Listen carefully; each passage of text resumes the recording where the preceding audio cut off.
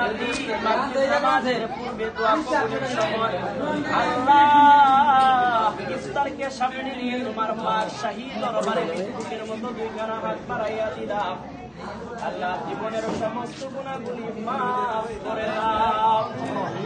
আল্লাহ আমাদের আব্বা আম্মা দাদা দাদি নানা নানি আত্মীয় স্বজন পাড়া প্রতিবেশী বন্ধু বান্ধব যারা অন্ধকার কবরে চলে গেছে আল্লাহ সকলের কবরের আযাব মাফ করে দাও।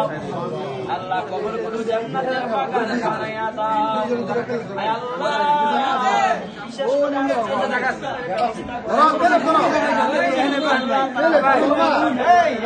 বানায়া দাও। রব্বুল আলামিন আল্লাহ শহীদ ভাই আমিন ভাই আনুর ভাই সহ আল্লাহ ছেলে সন্তান যারা বিদেশের মধ্যে আছে আল্লাহ সবাইকে সালামত রাখিও। আপদ বিপদ পারা মুসিবত থেকে আল্লাহ তুমি হেফাজত করে নাও। আমিন।